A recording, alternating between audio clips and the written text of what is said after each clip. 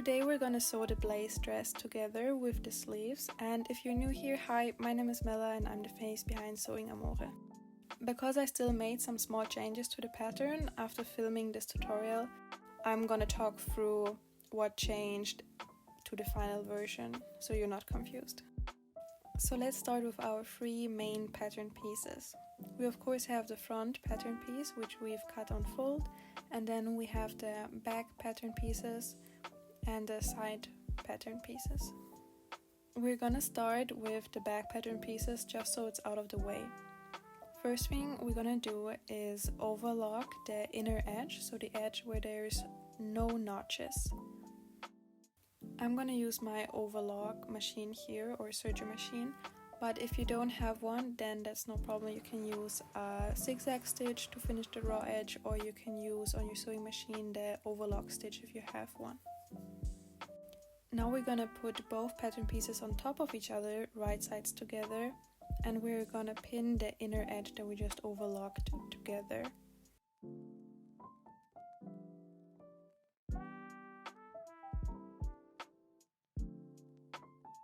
And then we're gonna sew them together with a 3/8 inch or 1 centimeter seam allowance. I really recommend to pressing the seams open after sewing them because it just makes such a difference and looks so neat and professional. Here comes the first thing that I changed for the final version. Here I've cut all the 8 tie loops individually and folded and pressed them individually, but in the final version I say to just cut one long stripe, fold it together and then cut it into 8 small pieces. But the folding is the same process. You fold it in the middle and then you fold the outer edges to the inner middle fold and press again, so you make your own little binding stripe. And you press everything nicely, and then as you can see I sewed all of them individually in one go though. But I would recommend to just sew one big stripe and then cut it into the pieces because it's much faster, and then it's less of a chance that the machine eats the fabric at the beginning of the stripe. Now we can already assemble the front and side pieces together. So we're gonna open up the front piece and we're gonna take our side pieces and we're gonna align them now so that the notches align to each other. And we're just gonna pin everything. This is a little bit difficult to pin. It will maybe seem, if you're a beginner, that the fabric does not match exactly because it is princess seams, so it's opposite curve directions. One curve that goes inside and one curve that goes outwards, so it can be a little bit tricky to pin. But if you just work slowly and step by step, then it will work, and you should also sew slowly on top of it. After I've pinned everything down to the bottom, we're not gonna sew yet, because now where the notches are, we're gonna put in the tie loops. So after you've cut it into 8 individual pieces, you're gonna fold them together like this, and we're gonna stuff them in between the 2 layers, so right sides all together. The side piece is right side to the right side of the front piece, and we're gonna put it on the bottom of so under the notch, and we're also gonna put the tie loop so that the seam faces downwards of the dress or top.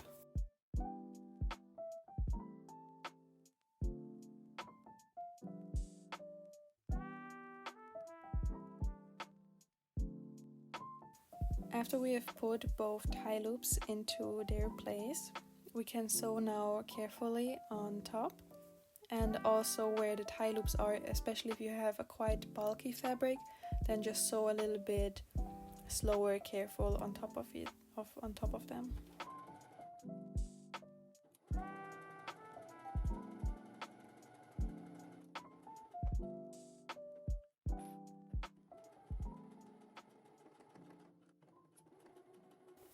We're of course also gonna do this on the other side, so you align the notches again and add the tie loops, pin everything together, but I did not film this now, so we switch to when it's done.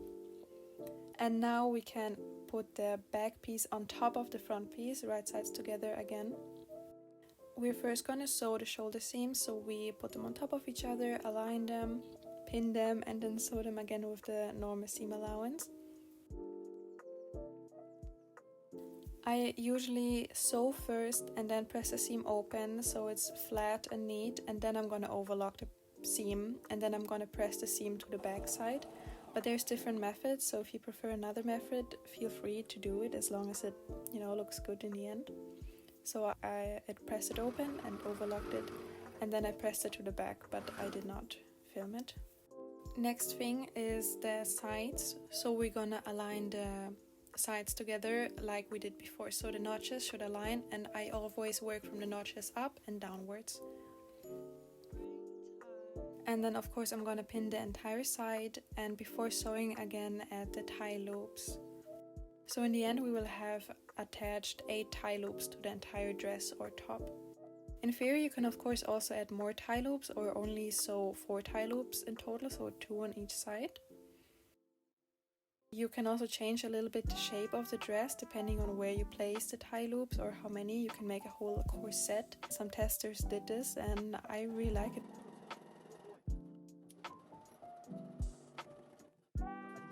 I forgot to show that I of course press the seam open again and also overlock it, and I also forgot to show that I did it with the front and side pattern piece also.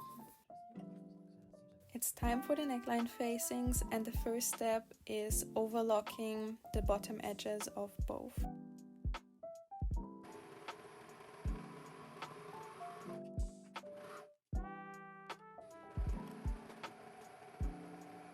We're gonna put them on top of each other, right sides together, and I pinned here just to make sure, but it's such a small piece, so I think you can just sew it again with the normal seam allowance. And again, after pressing the seam open and overlocking it and pressing it to the back.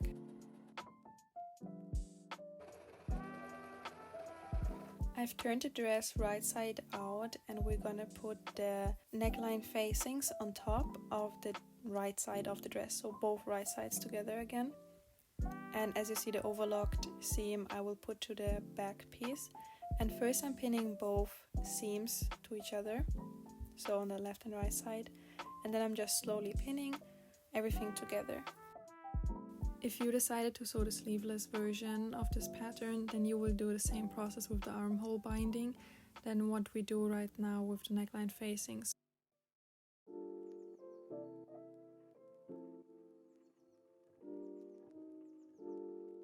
I'm gonna sew here with an edge stitch. The edge stitch is usually 1/8 of an inch or like 0.3 centimeters. It does not need to be exactly 0.3 centimeters, especially if your fabric is fraying a lot. It can be a little bit difficult, but just try to go as close as comfortable.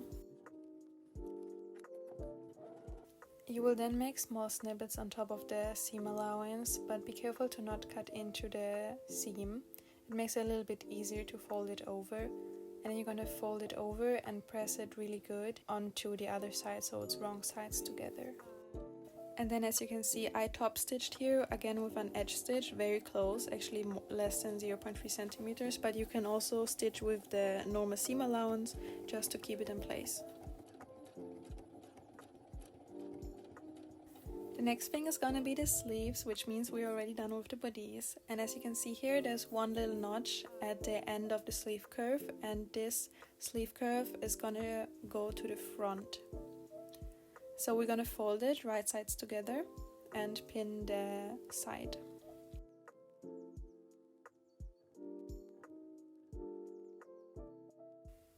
We're gonna sew here again with the normal seam allowance, and again pressing the seam open and overlocking, and then pressing the seam to the side.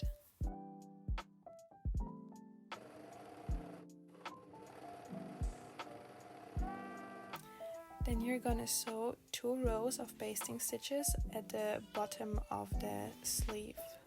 Basting stitches mean it's the longest stitch length, and you're gonna leave the seams open at the beginning and the end, so there's no back stitching or knots or anything.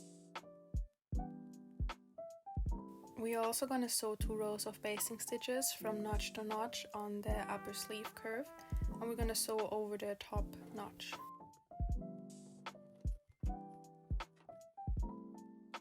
It's important that the parallel rows don't touch each other or cross each other, and also, as you can see here, we leave quite some thread at the ends and beginnings. We're gonna put the sleeve to the side for now, and we're gonna take our sleeve cuff and we're gonna align the short sides, right sides together, and pin and sew again with our seam allowance, and then press and overlock the seam. Also, it's important with the sleeve cuff that you maybe make a sample first to check if it fits to your wrist, because all wrists are a little bit different. And then, as you can see here, I don't fold it lengthwise just on top of each other, but I bend the overlocked edges to the opposite side so there's not so much bulk on one place, and then I just align it and fold it lengthwise in half everywhere, and I press it nicely. We will take our sleeve and we want to attach now the sleeve cuff to the sleeve, to the bottom edge of the sleeve. And to do that, we need to gather the fabric, and we will do this by pulling the back threads of the basting stitches. And we're gonna pull until the circumference of the bottom sleeve aligns to the circumference of the sleeve cuff. And then once this is done, we're gonna put the sleeve cuff into the sleeve, right sides together, so that the open edge aligns to the sleeve bottom edge. It sounds more difficult than it is. We just gather the fabric until it all aligns, and then we're gonna pin it quite carefully, so step by step, spreading the ruffles nicely, and then just carefully sewing on top.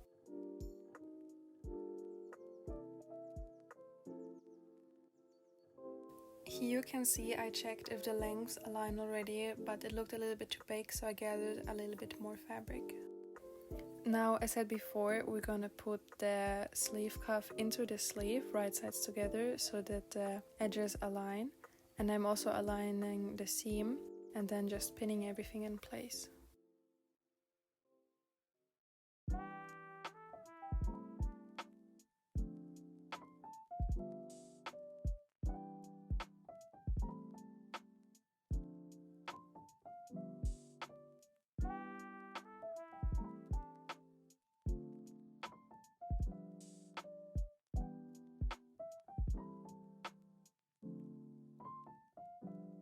We're gonna sew with our normal seam allowance, and it's a little bit tricky and you need to pull a lot the fabric to the front because the circle is quite small and there is gonna be a lot of pins, so just slowly stitch around it.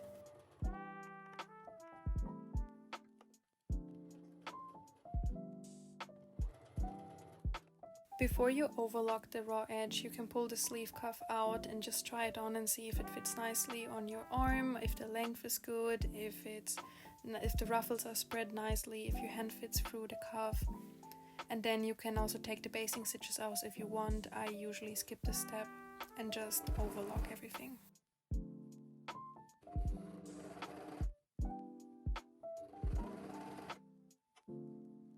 After we've done all those steps with both of the sleeves, we need to check where we put which sleeve. So to do that, I'm first gonna put my dress flat and I'm gonna mark where the sides of the dresses are, as you can see here.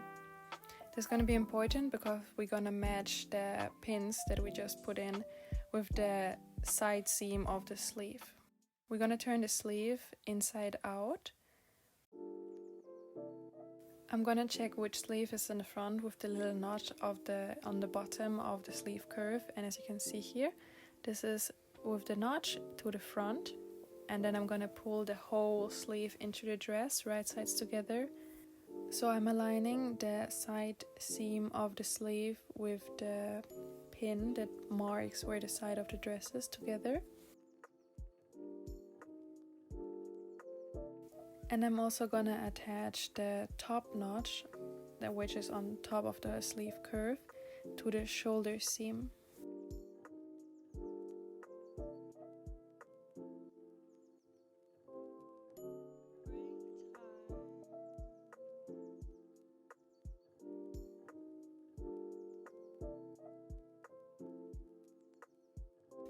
And now from the bottom pin, so from the bottom of the sleeve, I'm gonna align it and just pin it until I come to the left and right notch.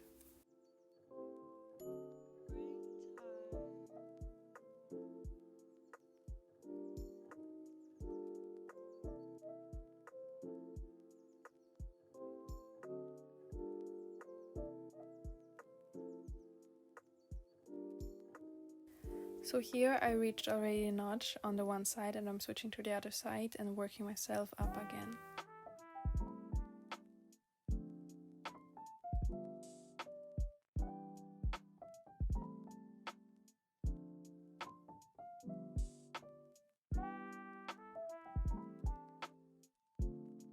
There's gonna be a little bit too much fabric to fit the sleeve into the armhole, so now we will take the basting stitches and again take the back threads and pull on them to gather the fabric, and we're gonna pull until the sleeve fits nicely into the armhole.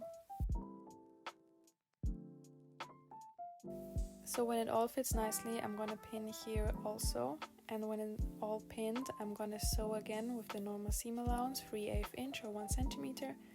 And you can also again sew a little bit careful on top of the ruffles, and before overlocking you can try the sleeve on or the whole dress with the sleeve and see if you like how the sleeve fits and how the ruffles are spread, and before overlocking you could open it up a little bit and adjust the ruffles if you want them a little bit different. I forgot to film here, but I'm just gonna overlock this edge again as normal. One thing that's actually written in the instruction before the whole sleeve topic is hemming the dress or the top, but I usually actually do this in the end, so that's why I filmed it also a little bit later. So the hem, as you see, I overlocked the entire bottom and then I double folded it, I pressed it, and then I just sewed with an edge stitch, so it looks very nice and neat. You can try the dress on, and if you want it a little bit shorter, here's a good point to cut it. In worst case you could, or not just worst case, if you like the style, you can also add an extra border or lace or just anything. If you want it shorter and don't want to cut it off, you can make a wider hem. You can make a double folded princessy thin hem, or however you want.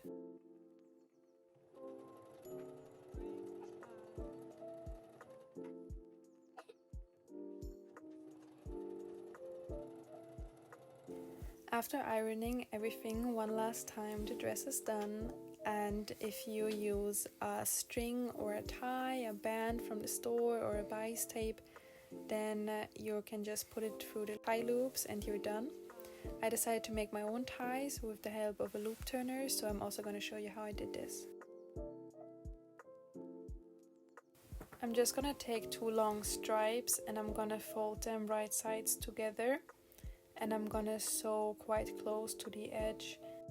You can make the ties as long as you want, there's no limits, but the width I would say maximum 1 centimeter or 3/8 inch, because that's how wide the tie loops are. So you can make them a little bit thicker, but it's gonna be a little bit difficult to pull it through, so I would say this is like the comfortable maximum. I'm gonna cut the excess seam allowance off quite close to the stitch, because it's going to be easy to pull it through because it's a quite thin stripe, and the less bulk I need to pull through, the easier it's going to be. So I'm going to take my loop turner and I'm going to pull the whole string onto the loop turner. I'm going to attach the end of the stripe onto the hook, and then I'm going to pull with the help of the hook the whole fabric through the loop. I ironed them and made little knots in the end, but that's also preference, and then you have your ties. Now you're really done with the whole blaze, dress or top. I really hope you enjoyed the tutorial, and I see you next time.